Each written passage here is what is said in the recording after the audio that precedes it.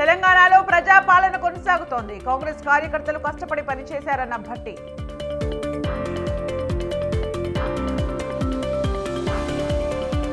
తెలంగాణ పరిపాలన ఢిల్లీ నుంచి జరుగుతోంది. సీఎంకు కొత్త క్యాంప్ కార్యాలయం ఎందుకన్న కేటీఆర్.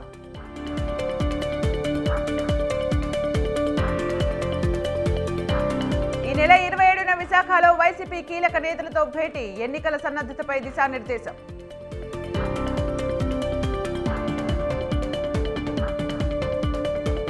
ఏపీలో జగన్ పాలన అంతమొందించాలి. యువ ఓటర్లే కీలకం కావాలన్న లోకేష్.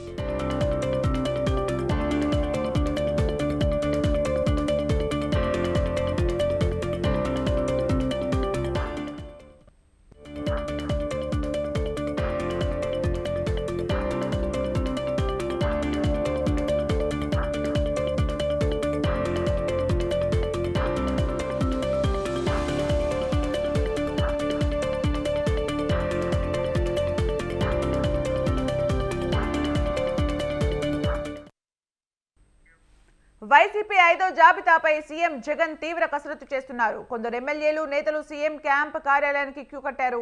వైసీపీ నేతలు చలమలశెట్టి సునీల్, గొట్టిపాటి భరత్, మాజీ మంత్రి అనిల్ కుమార్ యాదవ్ సీఎం జగన్ తో భేటీ అయ్యారు. కాకినాడ పార్లమెంట్ స్థానం నుంచి పోటీ చేసే అంశంపై చలమలశెట్టి సునీల్ తో సీఎం జగన్ చర్చించారు. పర్చూరు అసెంబ్లీ బాధ్యతలు గొట్టిపాటి రవికుమార్కి ఇచ్చే యోచనలో సీఎం జగన్ ఉన్నారు. పర్చూరు ఇన్ఛార్జ్ ఆమంచి కృష్ణమోహన్ చీరాల నుంచి పోటీకి ఆసక్తి చూపిస్తున్నారు. ఆమంచి స్థానంలో గొట్టిపాటి భరత్ కి పర్చూరు బాధ్యతలు ఇచ్చే అవకాశం ఉంది. ఇక నర్సరావుపేట పార్లమెంట్ నుంచి అనిల్ కుమార్ యాదవ్ పేరు సీఎం జగన్ పరిశీలిస్తున్నారు.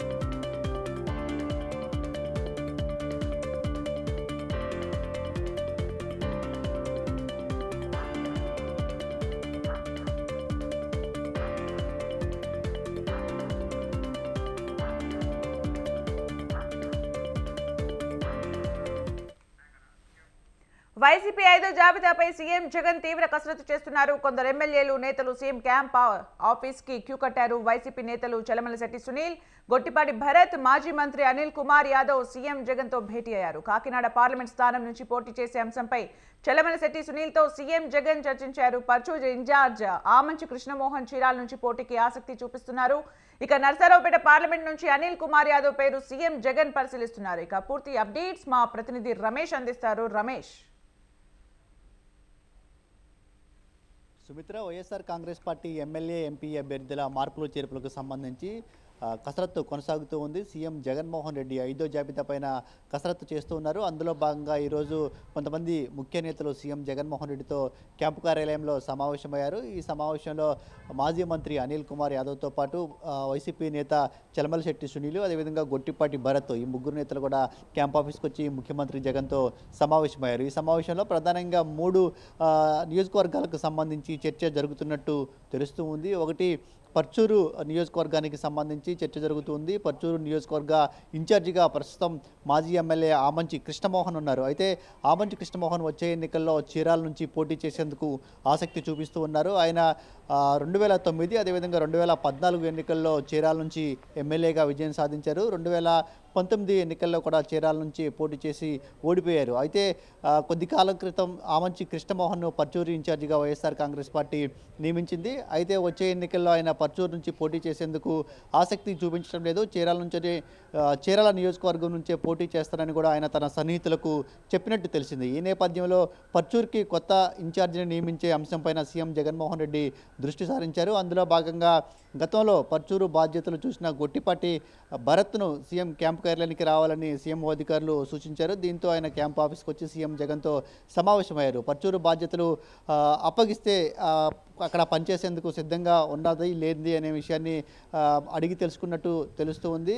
ఒకవేళ పర్చూరు బాధ్యతలు తనకు అప్పగిస్తే బాధ్యతలు నిర్వహించేందుకు సిద్ధంగా ఉన్నట్టు గొట్టిపాటి భరత్ సీఎం జగన్మోహన్ రెడ్డికి చెప్పినట్టు తెలుస్తుంది. మరోవైపు కాకినాడ పార్లమెంటుకు సంబంధించి కూడా సీఎం జగన్ ప్రత్యేకంగా దృష్టి సారించారు. కాకినాడ ఎంపీగా ఉన్నటువంటి వంగా గీతను ప్రస్తుతం పిఠాపురం అసెంబ్లీ ఇన్ఛార్జిగా నియమించారు. దీంతో కాకినాడ ఎంపీకి సరైన అభ్యర్థిని నిలిపే యోచనలో సీఎం జగన్మోహన్ రెడ్డి ఉన్నారు. గతంలో కాకినాడ నుంచి పోటీ చేసి ఓడిపోయిన చలమలశెట్టి సునీల్ను మళ్ళీ కాకినాడ ఎంపీ అభ్యర్థిగా బరిలో దింపే ఆలోచనను వైఎస్ఆర్ కాంగ్రెస్ పార్టీ చేస్తూ ఉంది. అయితే కాకినాడ నుంచి పోటీ చేసేందుకు సునీల్ కొంత ఆసక్తిగా లేరని తెలుస్తుంది. ఈ నేపథ్యంలోనే ఆయన్ను క్యాంప్ కార్యాలయానికి పిలిపించారు. వచ్చే ఎన్నికల్లో కాకినాడ ఎంపీగా పోటీ చేసే అంశానికి సంబంధించి సీఎం జగన్ చర్చించినట్టు తెలుస్తూ ఉంది. కాకినాడ ఎంపీ సీటుకు పిఠాపురం ఎమ్మెల్యే పెండెం దొరబాబు పేరును పరిశీలించారు. అయితే ఆయన కాకినాడ ఎంపీగా పోటీ చేసేందుకు ఆసక్తి చూపించడం లేదు. ఈ నేపథ్యంలోనే సునీల్ పేరు కూడా తెరపైకి వచ్చింది. సునీల్ ప్రస్తుతం ఈ అంశానికి సంబంధించి ఒక నిర్ణయం తీసుకోవాల్సి ఉంది. మరోవైపు నరసరావుపేట పార్లమెంటుకు సంబంధించి కూడా చర్చ జరుగుతూ ఉంది. నరసరావుపేట పార్లమెంట్ నుంచి గత ఎన్నికల్లో వైఎస్ఆర్ తరఫున గెలిచిన లావు శ్రీకృష్ణదేవరాయలు ఈ మధ్యనే వైఎస్ఆర్ కాంగ్రెస్ పార్టీకి రాజీనామా చేశారు. అక్కడి నుంచి బీసీ అభ్యర్థిని బరిలో దింపాలని సీఎం జగన్మోహన్ రెడ్డి భావిస్తున్నటువంటి నేపథ్యంలో శ్రీకృష్ణదేవరాయలు వైఎస్ఆర్ కాంగ్రెస్ పార్టీకి ఎంపీ పదవి కూడా రాజీనామా చేసినటువంటి పరిస్థితి కూడా ఉంది. సో నరసరావుపేట పార్లమెంట్ స్థానానికి సంబంధించి బీసీ అభ్యర్థిని బరిలో దింపేందుకు సీఎం జగన్ ప్రయత్నాలు చేస్తూ ఉన్నారు. అందులో భాగంగానే మాజీ మంత్రి అదేవిధంగా నెల్లూరు నగర ఎమ్మెల్యేగా ఉన్నటువంటి అనిల్ కుమార్ యాదవ్ పేరును కూడా పరిశీలిస్తూ ఉన్నారు. గతంలో ఇదే అంశానికి సంబంధించి నియోజకవర్గ పరిధిలోని కొద్దిమంది ఎమ్మెల్యేలు అనిల్ కుమార్ యాదవ్తో చర్చలు జరిపారు. అయితే ఆయన తన నిర్ణయాన్ని కొంత ప్రకటించడానికి సమయం కావాలని అడిగారు. ఈ నేపథ్యంలోనే ఈరోజు సీఎంఓ అధికారులు అనిల్ కుమార్ యాదవ్ని కూడా సీఎం క్యాంప్ కార్యాలయానికి రావాలని పిలిపించడం జరిగింది. సీఎం జగన్మోహన్ రెడ్డితో అనిల్ కుమార్ యాదవ్ కూడా సమావేశమయ్యారు. వచ్చే పార్లమెంటు అసెంబ్లీ ఎన్నికల్లో నరసరావుపేట ఎంపీ స్థానం నుంచి అనిల్ కుమార్ యాదవ్ని పోటీ చేయాలని సీఎం జగన్మోహన్ రెడ్డి సూచించినట్టు తెలుస్తుంది. ఇక వీటితో పాటు మిగిలిన నియోజకవర్గాలకు సంబంధించి కూడా కొంత కసరత్తు జరుగుతూ ఉంది. త్వరలో సీఎం జగన్మోహన్ రెడ్డి జిల్లాల పర్యటనకు వెళ్తూ ఉన్నారు. భారీ బహిరంగ సభలు నిర్వహించబోతున్నారు. కార్యకర్తలతో కూడా సమావేశాలు కాబోతూ ఉన్నారు. ఈ నేపథ్యంలోనే ఈ 5వ జాబితాను వీలైనంత త్వరగా విడుదల చేసేందుకు సీఎం జగన్మోహన్ రెడ్డి కసరత్తు చేస్తున్నటువంటి పరిస్థితి కూడా ఉంది. ఈ నియోజకవర్గాలకు సంబంధించి ఈరోజు ఒక క్లారిటీ వచ్చే అవకాశం ఉంది. ఇక మిగిలినటువంటి పార్లమెంటు స్థానాలతో పాటు కొన్ని ఎమ్మెల్యే స్థానాలకు సంబంధించి కూడా ఇంకా చర్చలు జరుగుతున్న పరిస్థితి ఉంది. అది ఈరోజు రేపట్లో పూర్తయ్యే అవకాశం ఉన్నట్లు వైసీపీ వర్గాలు చెప్తున్నాయి. 5వ జాబితాను రేపు లేదా ఎల్లుండి ప్రకటించే అవకాశం కూడా ఉన్నట్లయితే తెలుస్తూ ఉంది. సుమిత్ర, అలాగే రమేష్, ఇప్పటివరకు ప్రకటించిన జాబితాలో 4 జాబితాల్లో ఇవైతే ఫైనల్ కాదు, ఇక పైన కూడా అబ్జర్వేషన్ ఉంటుందని వైసీపీ అధిష్టానం చెప్పడం, 5వ జాబితా కోసం పూర్తిగా కసరత్తు చేస్తూ ఉండడం, వైసీపీలో ఎలాంటి చర్చ జరుగుతోంది? అంటే ప్రధానంగా ఇప్పటికీ 4 జాబితాలను వైఎస్ఆర్ కాంగ్రెస్ పార్టీ ప్రకటించింది. అందులో 58 అసెంబ్లీ స్థానాలు, 10 పార్లమెంటు స్థానాలకు సంబంధించి ఇన్ఛార్జీలను ప్రకటించారు. అయితే 58 అసెంబ్లీ స్థానాల్లో 29 మంది సిట్టింగ్ ఎమ్మెల్యేలకు సీట్లు ఇవ్వలేదు. వారి స్థానాల్లో కొత్త వారికి ఇన్ఛార్జి బాధ్యతలు అప్పగించడం జరిగింది. అయితే కొన్ని నియోజకవర్గాల్లో కొత్తగా వచ్చినటువంటి ఇన్ఛార్జీలకు సహకరించేది లేదని వైఎస్ఆర్ కాంగ్రెస్ పార్టీకి సంబంధించిన సిట్టింగ్ ఎమ్మెల్యేలు చెప్తూ ఉన్నారు. ఆయా నియోజకవర్గాల్లో కొత్తగా వచ్చినటువంటి ఇన్ఛార్జీలకు సిట్టింగ్ ఎమ్మెల్యేలకు మధ్య కొంత విభేదాలు తలెత్తినటువంటి పరిస్థితి కూడా ఉంది. ఈ నేపథ్యంలోనే కొన్ని అసెంబ్లీ స్థానాలకు సంబంధించి మార్పులు చేర్పులు ఉండే అవకాశం ఉన్నట్లు తెలుస్తూ ఉంది. ఇప్పుడు ప్రకటించినటువంటి ఇన్ఛార్జీలు ఎవరైతే ఉన్నారో వీళ్ళు మళ్ళీ ఎమ్మెల్యేగా పోటీ చేస్తారా, లేదంటే చివరి నిమిషంలో కొన్ని మార్పులు ఉంటాయనే అంశానికి సంబంధించి చర్చ జరుగుతున్నటువంటి నేపథ్యంలోనే పార్టీ ముఖ్య నేతలు కూడా ఒక స్పష్టత ఇచ్చే ప్రయత్నం చేస్తూ ఉన్నారు. ఇప్పటి వరకు ఎవరైతే ఇన్ఛార్జీలుగా ప్రకటించారో ఆ ఇన్ఛార్జీలకు ఎవరైనా సరిగా పని చేయకుంటే వారి స్థానంలో కొత్త వారిని నియమించే అవకాశం కూడా ఉన్నట్టు తెలుస్తుంది. అందులో కొన్ని నియోజకవర్గాల పేర్లు కూడా ప్రముఖంగా వినిపిస్తున్న పరిస్థితి కూడా ఉంది. రేపల్లె నియోజకవర్గానికి సంబంధించి గతంలో మోపిదేవి వెంకటరమణ ఇన్ఛార్జిగా ఉన్నారు. ఆయన్ని ఇన్ఛార్జి బాధ్యతల నుంచి ఇటీవలే తప్పించారు. కానీ స్థానిక నాయకత్వం మాత్రం మళ్ళీ మోపిదేవి వెంకటరమణకు బాధ్యతలు అప్పగించాలని కోరుతూ ఉంది. ఈ నేపథ్యంలో రేపల్లికి సంబంధించి ఇన్ఛార్జి మారే అవకాశం ఉన్నట్టు తెలుస్తోంది.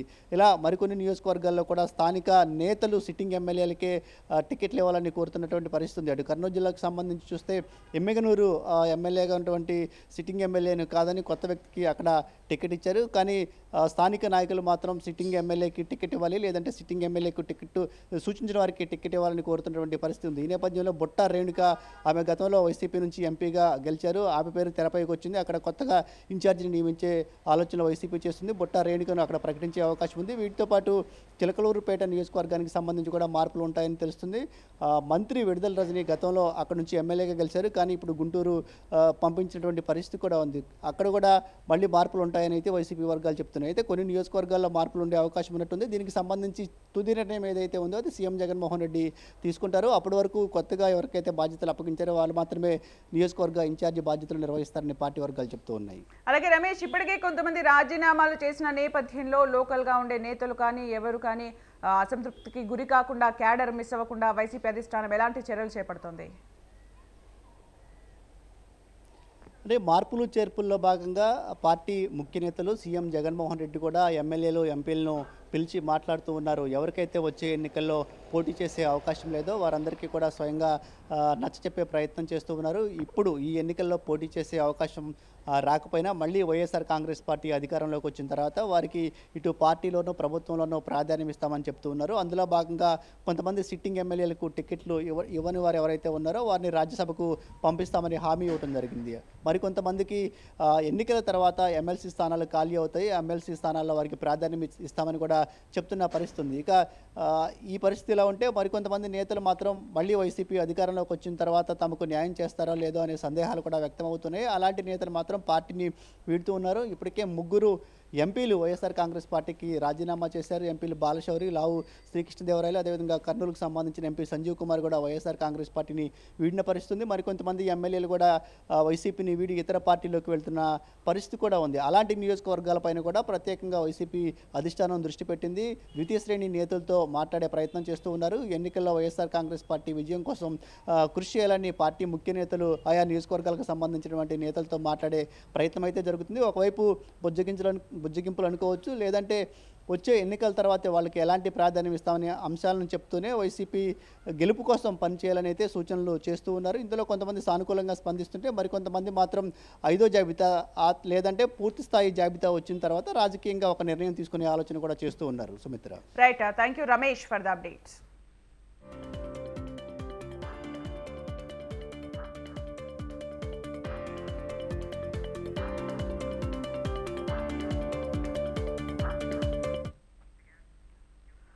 ఆంధ్రప్రదేశ్ కాంగ్రెస్ పార్టీ అధ్యక్షురాలు షర్మిలారెడ్డి సంచలన వ్యాఖ్యలు చేశారు. అటు సీఎం జగన్, ఇటు కేంద్రంలోని బీజేపీ ప్రభుత్వం పైన తీవ్ర స్థాయిలో విరుచుకుపడ్డారు. రాష్ట్రాన్ని, కుటుంబాన్ని కాంగ్రెస్ చీల్చిందని జగన్ చేసిన వ్యాఖ్యలపై ఆమె ఘాటుగా స్పందించారు. అంతా జగనే చేసుకున్నారని షర్మిల అన్నారు. దీనికి సాక్ష్యం విజయం అని తెలిపారు. జగన్ సీఎం కాకముందు వేరు, సీఎం అయిన తర్వాత వేరు అని ఆమె అన్నారు. తనకు ద్రోహం చేసినప్పటికీ 5 ఏళ్ల పాటు మౌనంగా ఉన్నానని చెప్పారు. జగన్ బీజేపీ ముందు మోకరెల్లి రాష్ట్ర ప్రయోజనాలను తాకట్టు పెడుతుంటే చూస్తూ ఊరుకోలేకపోయానని తెలిపారు. ఎంతో మంది కష్టపడి శ్రమిస్తే జగన్ సీఎం అయ్యారని గుర్తు చేశారు. కాకినాడలో జరిగిన కాంగ్రెస్ కార్యకర్తల సమావేశంలో వైఎస్ షర్మిల ఘాటు వ్యాఖ్యలు చేశారు. దీనిపై మరింత సమాచారం కాకినాడ ప్రతినిధి నవీన్ రాజ్ అందిస్తారు. పాటు ఎదురు చూశాను. జగన్మోహన్ రెడ్డి సీఎం అమ్మకు ముందు ఒకటి, సీఎం అయిన తర్వాత మారిపోయారు అన్నట్టుగా అయితే ఆమె తీవ్ర స్థాయిలో అయితే అన్న జగన్మోహన్ రెడ్డి మీద అయితే తీవ్ర స్థాయిలో వ్యాఖ్యలు చేసిన పరిస్థితి ఉంది. 5 ఏళ్ల పాటు ఆయన ముఖ్యమంత్రి అవడం కోసం ఎంతోమంది శ్రమించారు, ఎంతో కష్టపడ్డాం. 5 ఏళ్ల పాటు ఎంతోమంది శ్రమించి ఆయనను సీఎం చేసిన తర్వాత ఆయన మారిపోయారు అనే ఆ వ్యాఖ్యలు అయితే తీవ్ర స్థాయిలో వ్యాఖ్యలు చేసిన పరిస్థితి ఉంది.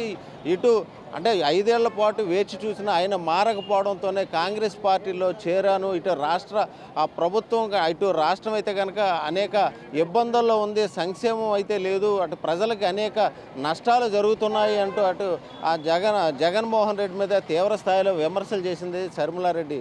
ఇటు 5 ఏళ్ల పాటు రాష్ట్రంలో అనేక హామీలు ఇచ్చారు. రాజన్న రాజ్యం తెస్తానని చెప్పేసి అధికారంలోకి వచ్చిన జగన్మోహన్ రెడ్డి రాజన్న రాజ్యం రాజన్న ఫోటో పెట్టుకుని ఆయన అధికారంలోకి వచ్చినప్పటికీ ఆయన పాలనకి రాజన్న పాలనకి పొంతన లేదు, నక్కకి నాగలోకానికి ఉన్న తేడా అయితే ఉందని చెప్పేసి షర్మిలారెడ్డి అయితే తీవ్ర స్థాయిలో జగన్మోహన్ రెడ్డి మీద వ్యాఖ్యలు చేసింది.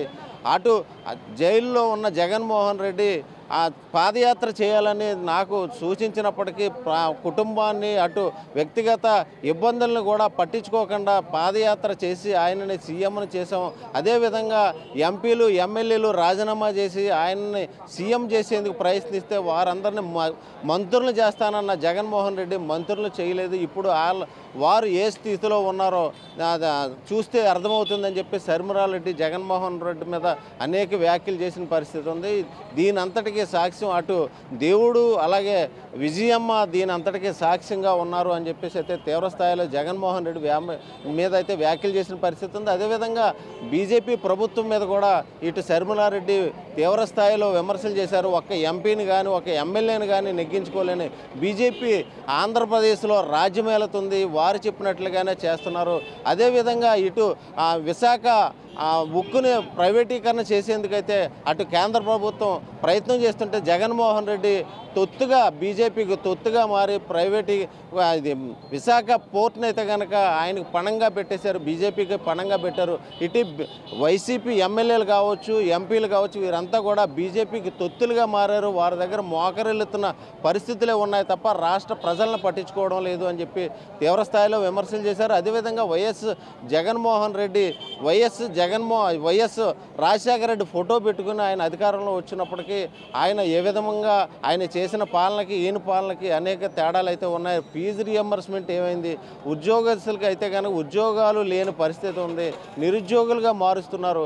అనేక సంక్షేమ పథకాలను అయితే కనుక రద్దు చేశారు. అటు పోలవరం ముఖ్యంగా పోలవరం చూస్తే కనుక పోలవరం పథకాన్ని పూర్తి చేస్తామని చెప్పేసి అధికారంలోకి వచ్చిన జగన్మోహన్ రెడ్డి ఇటు పోలవరాన్ని అయితే పక్కన పెట్టేశారు. పోలవరానికి అనేక నిధులు కేటాయించి అంటే వైఎస్ రాజశేఖర రెడ్డి అధికారంలోకి వచ్చిన 6 నెలల్లోనే పోలవరానికి అయితే శంకుస్థాపన చేసి 1000 కోట్లు అయితే కేటాయించారు. అయినప్పటికీ కూడా ఆ ప్రాజెక్టు ఇప్పటికీ ఏమైందో ఇప్పటికీ అతిగతి లేదు. అటు చంద్రబాబు కానీ ఇటు జగన్మోహన్ రెడ్డి కానీ ఈ పథకాన్ని అయితే పక్కన పెట్టేశారు తప్ప ఈ పథకాన్ని అయితే పూర్తి చేయలేదు. కాంగ్రెస్ పార్టీ మా కుటుంబాన్ని రాష్ట్రాన్ని చీల్చిందని చెప్పి జగన్మోహన్ రెడ్డి చేసిన వ్యాఖ్యలు సరైనది కాదు, ఆయన విజ్ఞతగా వదిలేస్తున్నాను. ఆయన మారకపోవడం వల్ల ఆయన చేసిన అవినీతిని ఎండగట్టడం కోసమే ఇటు కాంగ్రెస్ పార్టీకి రాష్ట్ర ప్రజలకు కూడా సంక్షేమం అందించడం కోసమే కాంగ్రెస్ పార్టీలోకి వచ్చాను. కాంగ్రెస్ పార్టీ పూర్వవైభవం తీసుకొస్తాం, కాంగ్రెస్ పార్టీని అధికారంలోకి తీసుకొస్తాం అని చెప్పేసి అయితే కనుక శర్మిలారెడ్డి అయితే చెప్తున్న పరిస్థితి. ఇది తాజా పరిస్థితి. కెమెరామెన్ సురేష్తో నవీన్, స్వతంత్ర న్యూస్, కాకినాడ నుంచి. రాష్ట్ర మంత్రి రోజా ఆమె అనుచరుల దగ్గర 40 లక్షలు తీసుకోలేదని కాణిపాకానికి వచ్చి ప్రమాణం చేయాలని పుత్తూరు 17వ వార్డు కౌన్సిలర్ భువనేశ్వరి డిమాండ్ చేశారు.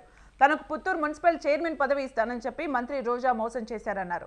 తన దగ్గర తీసుకున్న 40 లక్షలు తిరిగి ఇవ్వకపోతే రాష్ట్ర ముఖ్యమంత్రి జగన్మోహన్ రెడ్డిని కలుస్తానని పెద్ద ఎత్తున ఆందోళనలు చేపడతామంటున్న భువనేశ్వరితో మా ప్రతినిధి జేజీరామ్ ఫేస్ టు ఫేస్. వార్తల్లో తన యొక్క చాతుర్యాన్ని ప్రదర్శిస్తున్నటువంటి రాష్ట్ర మంత్రి ఆర్కే రోజా ఒకవైపు ప్రభుత్వ పథకాలను ప్రజల్లోకి తీసుకెళ్తున్నామని చెప్తూ కూడా మరోవైపు అనేక వార్తల్లో వివాదాలు చోటు చేసుకున్నటువంటి ఒక గుర్తింపు పొందినటువంటి మినిస్టర్ రోజా ఆవిడ గురించి తన నియోజకవర్గానికి సంబంధించినటువంటి పుత్తూరు 17వ వార్డుకు సంబంధించినటువంటి భువనేశ్వరి వైఎస్ఆర్ కాంగ్రెస్ పార్టీ తరపున కూడా కౌన్సిలర్గా ఏకగ్రీవంగా కూడా ఎన్నికయ్యారు. అప్పుడు మినిస్టర్ రోజా 40 లక్షల రూపాయలు మీరు లంచంగా ఇస్తే మిమ్మల్ని చైర్మన్ చేస్తానని చెప్పి, అంటే పుత్తూరు మున్సిపాలిటీకి చైర్మన్ చేస్తానని చెప్పి ఇప్పటి వరకు కూడా చైర్మన్ చేయకపోగా ఆ మహిళను వేధిస్తూ తీసుకున్నటువంటి 40 లక్షలు తిరిగి ఇవ్వకుండా ఇబ్బంది పెట్టినటువంటి పరిస్థితి కనపడుతుంది.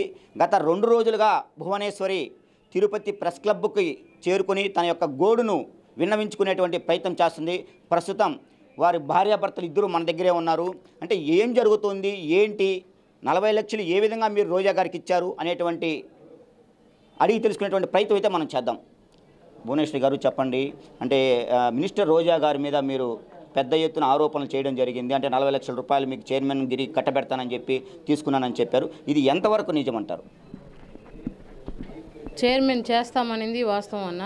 అది ఎనమేస్ అయిన తర్వాత ఆమెను కలిస్తే మేము చైర్మన్ అన్న ఇన్ఛార్జిగా పెట్టున్నాం పుత్తూరుకి, ఏదన్నా ఉంటే అన్నతో మాట్లాడండి అని చెప్పింది వాస్తవం.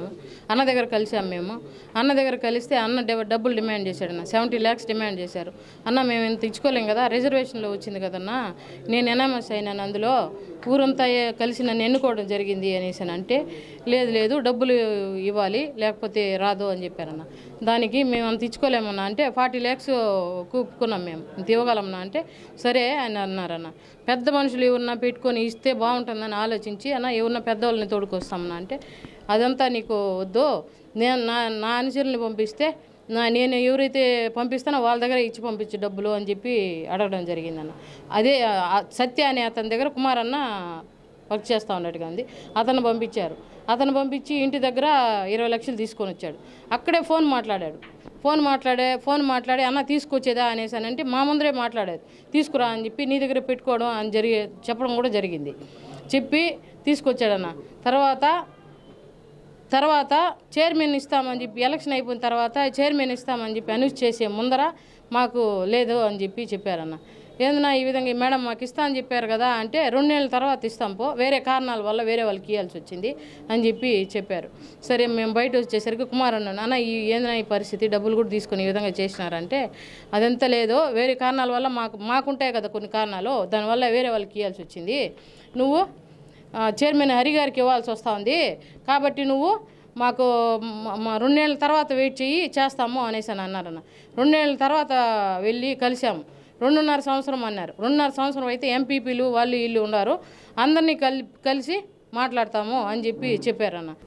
నగిరికి సంబంధించినటువంటి 17వ వార్డు భువనేశ్వరి భార్యాభర్తలు ఇద్దరు కూడా తిరుపతి ప్రెస్ క్లబ్లో తమ యొక్క గోడును విన్నవించుకున్నారు. మినిస్టర్ రోజా తమ దగ్గర 40 లక్షల రూపాయలు తీసుకునింది వాస్తవమేనంటున్నారు.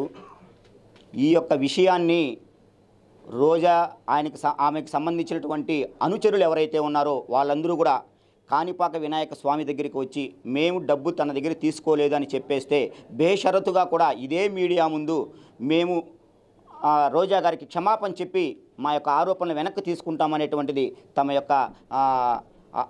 తమ యొక్క భావనను స్వతంత్ర టీవీకి వెళ్ళవిచ్చుకున్నటువంటి పరిస్థితి అయితే ఉంది.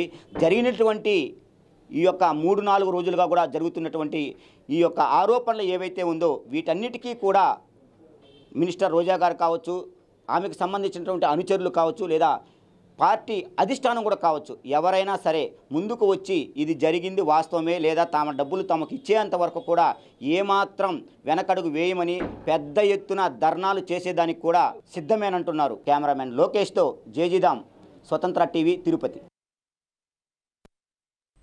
ఎల్బీ స్టేడియంలో సీఎం రేవంత్ రెడ్డి మాట్లాడుతున్నారు. లైవ్ లో చూద్దాం.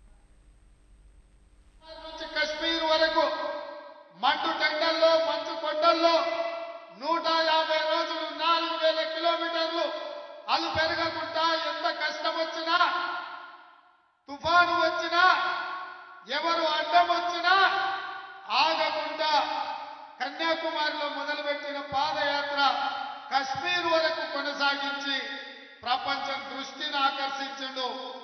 వారు పాదయాత్ర మొదలుపెట్టిన తర్వాత మొదటి విజయం కర్ణాటకలో కాంగ్రెస్ పార్టీ జెండా ఎగరేసినాం.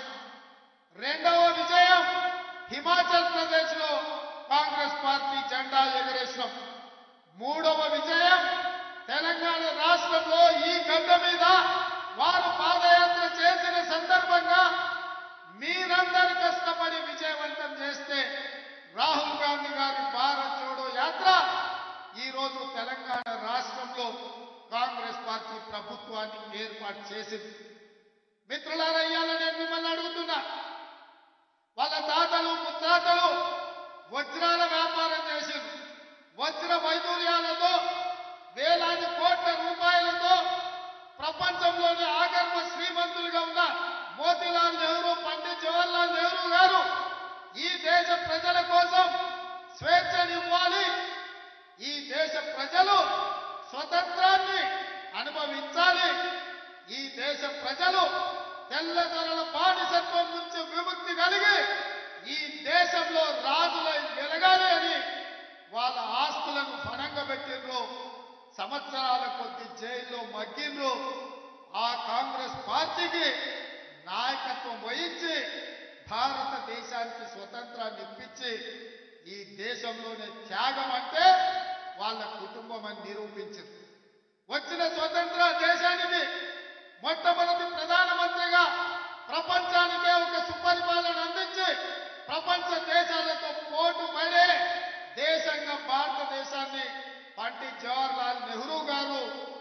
తీర్చిదిద్దింది. వారి వారసత్వంతో వచ్చిన శ్రీమతి ఇందిరాగాంధీ గారు ఈ దేశ సమగ్రత కోసం, సమైక్యత కోసం, ఈ దేశాన్ని కాపాడడానికి తన చివరి రక్త పొట్టు వరకు ఈ దేశం కోసం దారపోసి తుపాకీ తూటాలకు బలై నేలకొల్లిండ్రు తప్ప దేశ సమగ్రతను కాపాడడంలో ఒక్క అడుగు కూడా వెనక్కియ్యలే. ఇందిరమ్మ వారసత్వాన్ని పునికి పుచ్చుకున్న రాజీవ్ గాంధీ గారు, విదేశాలలో పైలట్ గా ఉన్న రాజీవ్ గాంధీ గారు, ఇందిరాగాంధీ గారు చనిపోతే అదరలేదు, బెదరలేదు, భయపడలేదు. ఈ దేశానికి నాయకత్వం వహించడానికి వారు వచ్చి ప్రధానమంత్రిగా ఈ దేశాన్ని ముందుకు నడిపించిండు. ఈ దేశంలో యువకులకు కంప్యూటర్ని పరిచయం చేసిండు.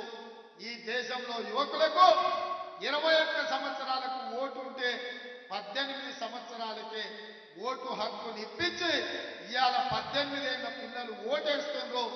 ఈ దేశంలో ముఖ్యమంత్రులను, ప్రధానమంత్రులను ఎన్నుకుంటుండ్రు అంటే అది రాజీవ్ గాంధీ గారి గొప్పతనం, వారి త్యాగం ఉన్నది. మరి వారి బిడ్డ వారు ఈ దేశం కోసం ఏ త్యాగానికైనా సిద్ధమైన రాజీవ్ గాంధీ గారు మరణిస్తే, వీర మరణం పొందితే, తమిళనాడులో శ్రీపెరంబదూరులో నేల కొరికితే శ్రీమతి సోనియా గాంధీ గారు భయపడలే. ఇద్దరి పిల్లల్ని సంకలో పెట్టుకొని 100 కోట్లు ఆనాడు ఉన్న జనాభాను ఈ దేశం అనాథ కాకూడదు, ఈ దేశం బలమైన నాయకత్వం ఉండాలి, నా దుఃఖం దిగమిండుకుంటాను, ఈ దేశ ప్రజల కోసం త్యాగం చేస్తానని శ్రీమతి సోనియా గాంధీ గారు ముందుకొచ్చి కాంగ్రెస్ పార్టీకి, ఈ దేశానికి నాయకత్వం వహించి తిరిగి మళ్ళీ కాంగ్రెస్ పార్టీ అధికారంలోకి తీసుకొచ్చింది. ఆ విధంగా సంక్షోభంలో ఉన్న ఈ దేశానికి బలమైన నాయకత్వాన్ని అందించి ప్రధానమంత్రి, రాష్ట్రపతి పదవులను త్యాగం చేసి ఈ దేశాన్ని మళ్ళీ శత్రు దుర్భేద్యమైన దేశంగా శ్రీమతి సోనియా గాంధీ గారు తీర్చిదిద్దారు. వారి స్ఫూర్తితోనే 2004లో రాహుల్ గాంధీ గారు ఎంపీ అయ్యింది. నేను అడుగుతున్న మిత్రులారా, చాలా మంది మొదటిసారి ఎమ్మెల్యేలు అయిన వెంబడే 6 నెలలు తిరగకముందే నన్ను ఎవ్వరు మంత్రి చేస్తలేరు, నన్ను ఎందుకు ముఖ్యమంత్రి చేస్తలేరు అని అడిగే రోజులు. కానీ 2004లో, 2009లో 10 సంవత్సరాలు కాంగ్రెస్ పార్టీ అధికారంలో ఉంటే రాహుల్ గాంధీ గారు మంత్రి గాని, ప్రధానమంత్రి గాని, రాష్ట్రపతి పదవి గాని అడగలేదు. పదవులు త్యాగం చేసి ప్రజలలో ఉండి ప్రజల తరఫున కొట్లాడి మేధావి అయిన మన్మోహన్ సింగ్ను ప్రధానమంత్రిని చేసిండ్రు, ప్రణబ్ ముఖర్జీని రాష్ట్రపతిని చేసిండ్రు. త్యాగం అంటే రాహుల్ గాంధీది, త్యాగం అంటే సోనియా గాంధీది, మరణం అంటే, వీర మరణం అంటే రాజీవ్ గాంధీది. ఈ దేశం కోసం ప్రాణాలు ఇవ్వడం అంటే, రక్తం దారమేయడం అంటే అది ఇందిరమ్మ త్యాగం. త్యాగం అంటే మేము, త్యాగం అంటే మా నాయకులు. ఈ దేశం కోసం ప్రాణాలు అర్పించిన పార్టీ కాంగ్రెస్ పార్టీ. ఈ దేశానికి స్వతంత్రం ఇచ్చిన పార్టీ కాంగ్రెస్ పార్టీ. 4 కోట్ల తెలంగాణ ప్రజలకు తెలంగాణ ఇచ్చిన పార్టీ కాంగ్రెస్ పార్టీ. నేను అడుగుతున్న మిత్రులారా, ఇవాళ భారతీయ జనతా పార్టీ నాయకులు మాట్లాడుతున్నారు, అఖండ భారత్ అంటున్నారు. అఖండ భారత్ కోసం, 100 కోట్ల ప్రజల కోసం, స్వతంత్రం కోసం ప్రాణాలు ఇచ్చినప్పుడు మీరెక్కడున్న నరేంద్ర మోడీ మీరు కాదు కదా, కనీసం మీ పెంపుడు కుక్కైనా ఈ దేశం కోసం త్యాగం చేసిందా అని నేను అడుగుతున్నా.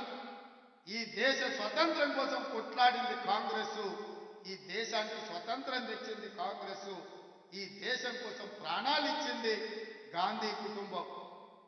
నేను అడుగుతున్న బీజేపీ నాయకులను, కాంగ్రెస్ దేశ స్వతంత్రం కోసం కొట్లాడిన రోజు మీరే పొయ్యిలో పడుకున్నారని నేను అడుగుతున్నా. ఇవాళ ఈ దేశ సమగ్రతను కాపాడడం కోసం ముష్కర్ల తుపాకీ తూటాలకు బలైపోయి మానవ బాంబుల పేల్స్లో వీరు మరణం పొందినప్పుడు మీరంతా ఎక్కడున్నారు? మీ నాయకులు ఎవరైనా ఈ దేశం కోసం ప్రాణాలు ఇచ్చిందా అని బీజేపీ నాయకులను నేను అడుగుతున్నా. అట్లాంటి బీజేపీ ఇవాళ గాంధీ కుటుంబం మీద ఆరోపణలు చేస్తున్నారు. సోనియా గాంధీ గారికి, రాహుల్ గాంధీ గారికి ఈడీ నోటీసులు, ఇన్కమ్ ట్యాక్స్ నోటీసులు, సిబిఐ కేసులు పెడుతున్నారు. నేను అడుగుతున్నా సోదరులారా, ఈ దేశంలో 3 తరాలు ప్రధానమంత్రిగా చేసిన జవహర్లాల్ నెహ్రూ, ఇందిరాగాంధీ, రాజీవ్ గాంధీ ఈ దేశ ప్రధానమంత్రిగా చేస్తే ఇవాళ ఉండడానికి సొంత ఇల్లు లేని కుటుంబం ఏదైతే ఉందో అది గాంధీ కుటుంబం. వాదక అవినీతి మరకలు అంటించే ప్రయత్నం అని నేను అడుగుతున్నా. ఉండడానికి ఇల్లు లేని వాళ్లకు సొమ్ము సంపాదించుకోవాలన్న ఆలోచన ఎందుకుంటది? దేశం కోసం ప్రాణాలు ఇచ్చిన గాంధీ కుటుంబాన్ని ఇవాళ మోడీ ప్రభుత్వం అక్రమ కేసులు పెడుతుంటే నేను అడుగుతున్న ఈ దేశ పౌరులను, నేను అడుగుతున్న మా మిత్రులను, తెలంగాణ బిడ్డల్ని, మన తెలంగాణ రాష్ట్రం ఇచ్చిన గాంధీ కుటుంబాన్ని మోడీ అవమానిస్తుంటే ఆ మోడీ పార్టీని ఈ తెలంగాణ గడ్డ మీద గెలవనిద్దామా, పొందబెడదామా? మీరు ఇవాళ ఆలోచన చెయ్యండి మిత్రులారా. ఇవాళ మన యుద్ధం దేశంలో మోడీతోనైతే సందర్భ సడమియలాక బిల్లా రంగాలు ఇవాళ ఊరూరు తిరుగుతున్నారు. 10 ఏళ్ళు మేము అధికారంలో ఉన్నాం, మిమ్మల్ని దోచుకున్నాం, మిమ్మల్ని అవమానించినాం, మమ్మల్ని మన్నించండి అని.